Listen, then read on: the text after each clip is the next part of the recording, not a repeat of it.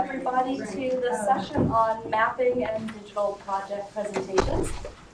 And I am delighted to have our three wonderful presentations. We are here to look at mapping, which is one of the most familiar and ubiquitous technologies in our day-to-day lives, but what are the educational implications of it? This session presents 3 case studies of using mapping in the liberal arts. And so Tom Morton is visiting assistant professor in growth and structure of cities here at Bryn Mawr, and he'll be presenting his course on the digital reconstruction and visualization of Roman urbanism in North Africa. Andy Anderson is academic technology specialist at Amherst College, John Karras, spatial analysis lab director at Smith, and Scott Gilman, postbac spatial analysis fellow at Smith. They'll be presenting on a 5 colleges course that resulted in the creation of service-oriented, communally beneficial geographic information science and technology websites and maps. And Annette Verci is associate professor of Greek, Latin, and classical studies and director of the graduate group here at Bryn Mawr.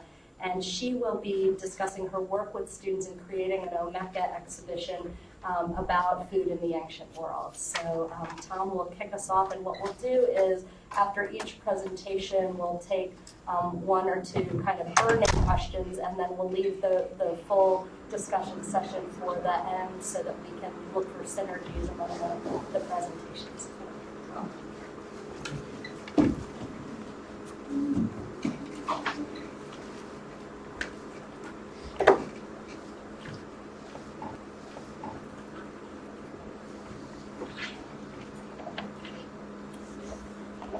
Good afternoon. Gina, thank you for your kind introduction. In the fields of art and architectural history, as well as archaeology, speakers read from prepared texts for their conference presentations. However, it has been my experience that technology talks tend not to be scripted. Apropos of a blended learning conference, I have scripted my introduction and will speak from notes for the rest of the presentation. During the latter part of the 2009 spring semester, I was a faculty member in the architecture program in the design school at Arizona State University. I was having a hallway conversation with Darren Petrucci, then the director of the design school, and we were discussing my upcoming courses for the next school year. Darren stated explicitly that he wanted me to teach a seminar that fully integrated my research on the architecture and urbanism of ancient Roman North Africa into the classroom setting. I quickly responded by saying that, wow, that would be great. Our students do not have the language skills to read the vital scholarship in German, French, and Italian. Darren wonderfully and bluntly responded, just figure it out. I was rendered speechless and walked away. Just figure it out. Truth be told, I cursed Darren for the next 2 days. I kept asking myself, how can one study Roman Carthage if you can't read Friedrich Rathhof's excavation reports in German? Even his maps are hard to read. How can you understand Spazla if you do not read Berlin or Bejaouet's articles in French? Lots of buildings, but lots of text.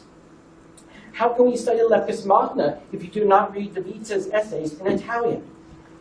Then, in a moment of clarity, I asked myself, what happens if I focus on what the students can do and not on what they cannot do? I was in an architecture program. The students were incredibly creative. They were designers, and they had amazing computer skills, of which I was insanely jealous. So I asked myself, what happens if we totally change the research model, and in this case, the classroom model? What happens if the students construct these Roman cities in 3D visualization programs, and I act as the research library for the students? What happens if we allow the students' design sensibilities to be foregrounded in their investigations? Scholarly research would obviously still be vital, so what happens if, instead of working individually, the design students were paired with students in other majors, one can pair together such as art history or poli-sci, classics, etc. Lastly, if the students worked in teams, one could pair together undergraduates and graduates. graduate students, and this could possibly ensure that all class projects would be strong. Taken collectively, the students would work in collaborative teams and build Roman cities on their computer screens and try to answer the deceptively simple question, what determined the architectural and urban forms in these Roman cities in North Africa? All of this sounds pretty cool and quite scary.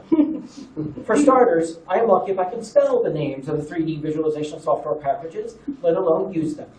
In addition, I was very much aware of the Rome Reborn project at UCLA, seen here, and knew that it had taken it years and hundreds of thousands of dollars to construct this stunning 3D visualization of ancient Rome.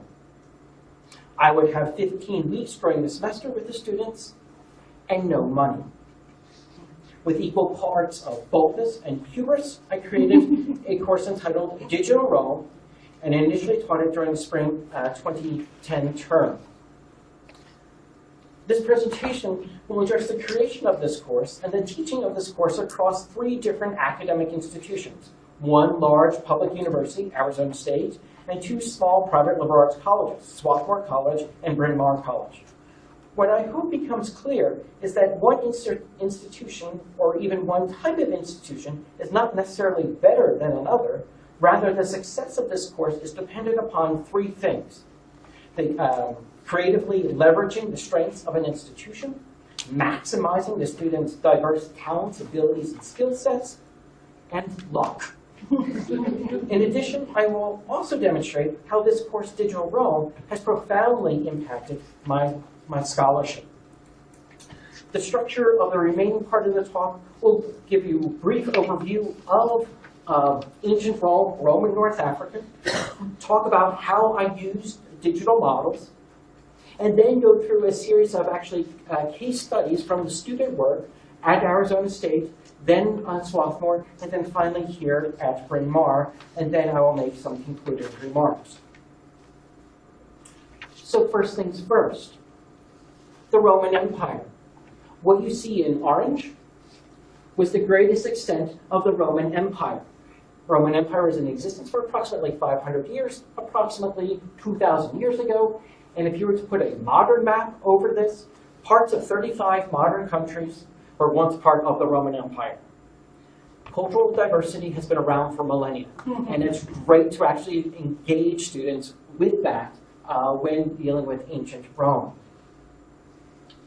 Now, within all of this, you have all of this great section over here in North Africa.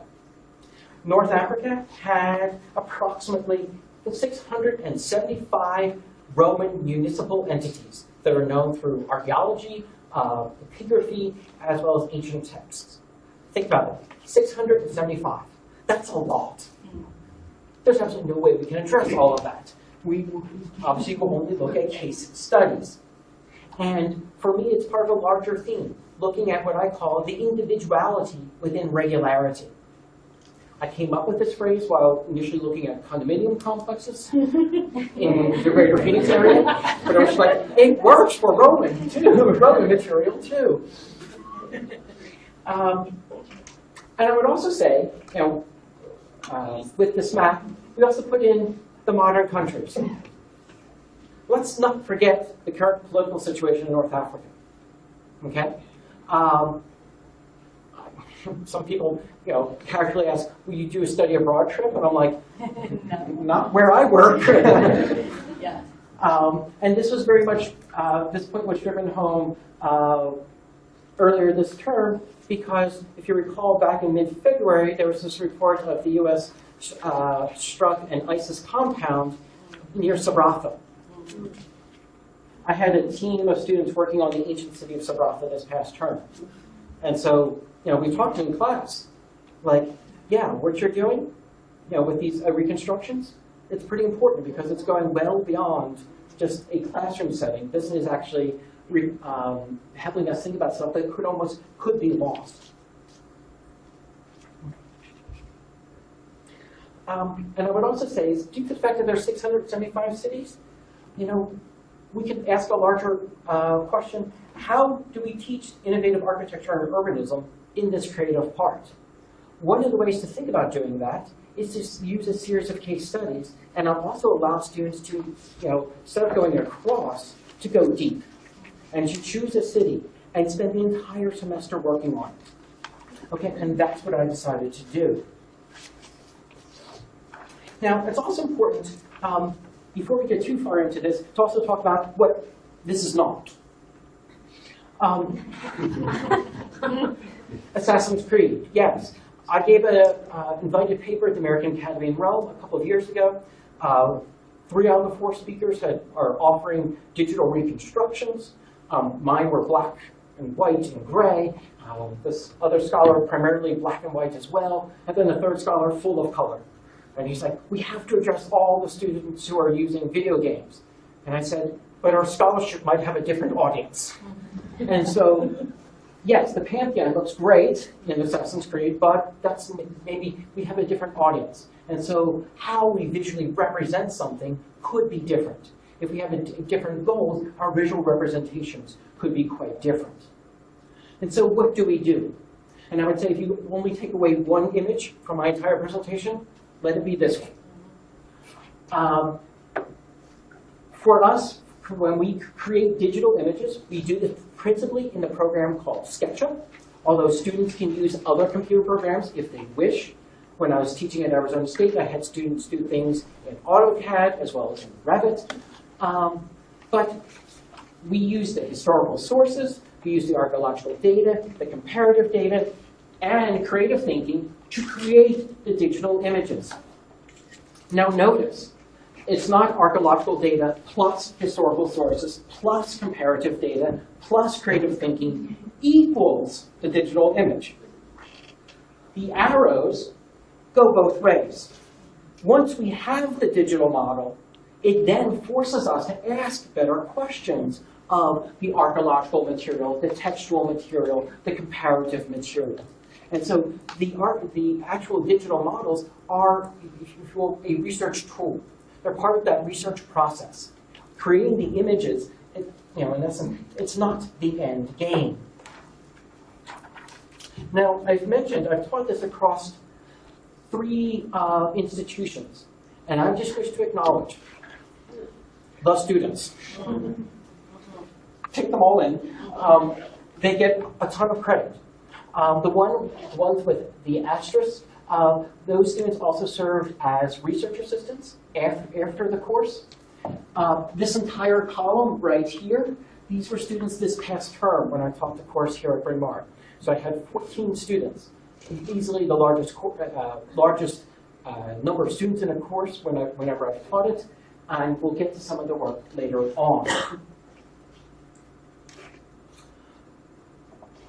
But for today, I've chosen, like I said, a couple of examples. We'll be looking at the city of Spatla right here.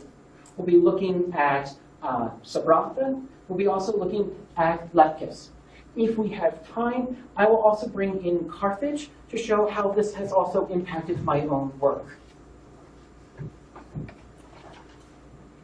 Here's the view of Spatla.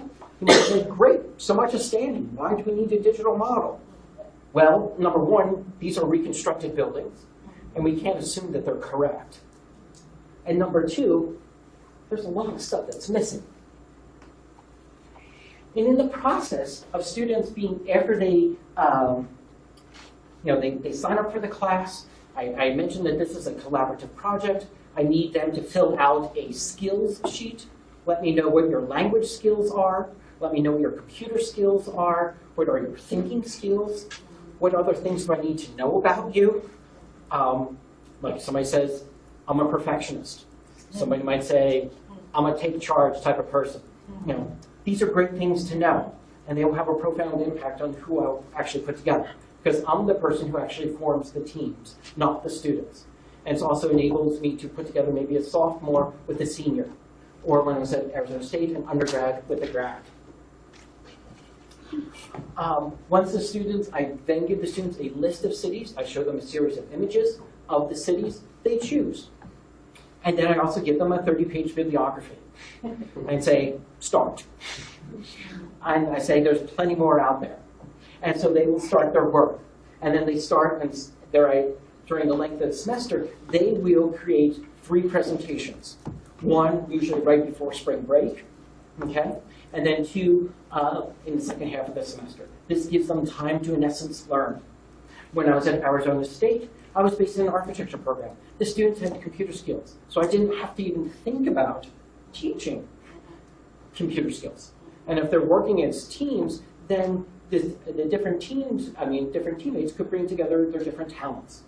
A classic example, the first presentation I'll show for Spatela, the one student was an architecture student, the other was poli-sci.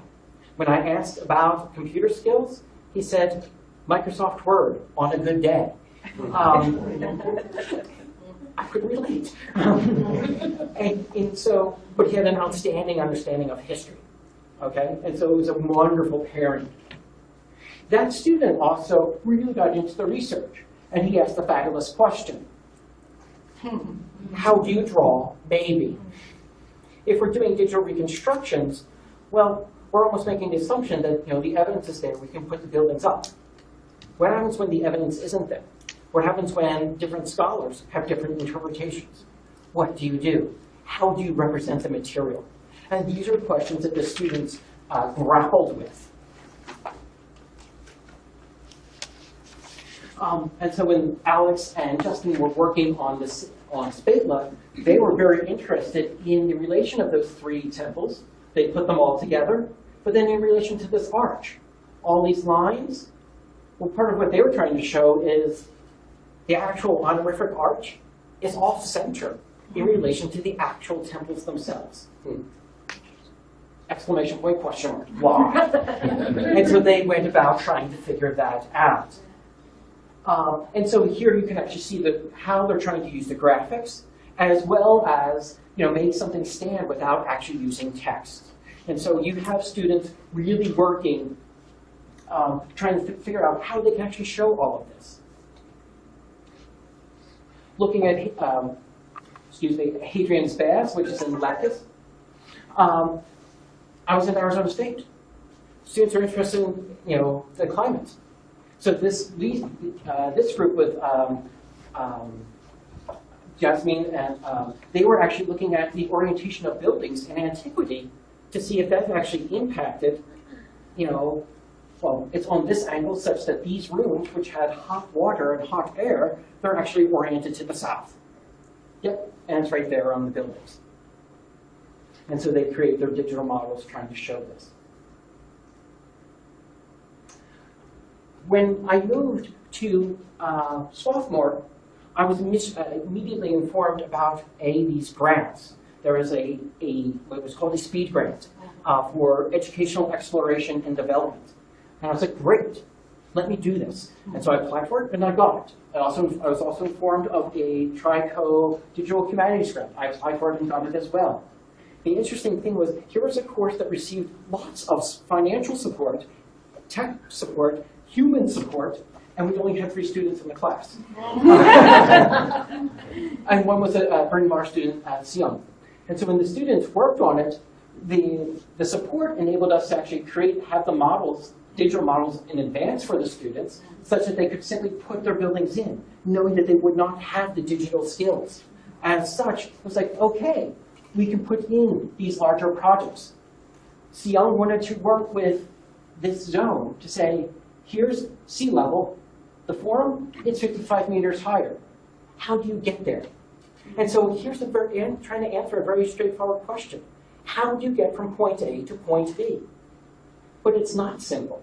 And so she actually worked out a whole series of case studies to say where you would actually put the stairs and why, which is a really cool thing. And then looking at it both from the sea up to the top, and then being at the top looking out towards the sea.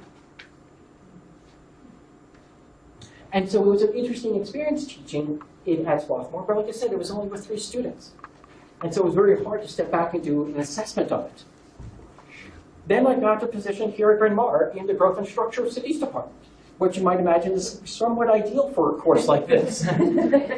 And here at Bryn Mawr, there's also a History of Art department, a Greek, Latin, Classical Studies department, a Classical and Near Eastern Archaeology department, And so there was a body of students who would be interested in this. In addition, there's also this digital lab, literally right over there, with collaborative workstations. So here's a room set up perfectly for this course. Okay? And so I said to Dell, the gentleman who works there, I said, we will be in this all the time. And he was like, okay. I brought in 2 projects. One, this is by Mackenzie, Chillip, Alexandra, and Marion, looking at their early projects. They were interested in trying to show this building. I'm like, you're missing some of the architecture. And they're like, okay, note to self. They'll put that in for the next time. And they were trying to answer some very difficult questions. And this is the thing about this course. Students choose often very difficult questions that they're trying to answer through the digital model. They were looking at multiculturalism. How do you actually see this? What about bilingual inscriptions? Yeah, you see it. When I was a sophomore, I was doing, what about social justice? What about class? Can we actually see it? Yes. How's it play out in architecture? And he actually digitally modeled it. They are also interested in the use of water. Okay? And let's make sure we put the people in so we get a sense of scale for this massive project. And we see that, yeah, pretty large bath complex.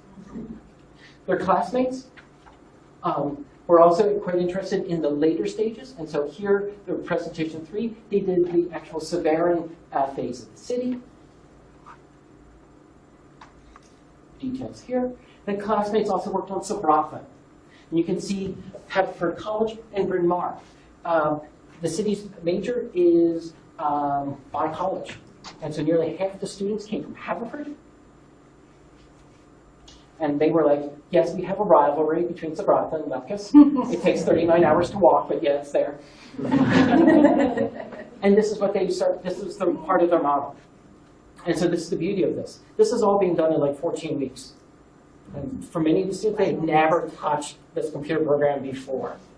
Okay? And so they're trying to answer, why is this in one orientation versus this one? What about your paths of access? Lining it up with the actual archaeological remains, and saying, what about the distance out from the edge?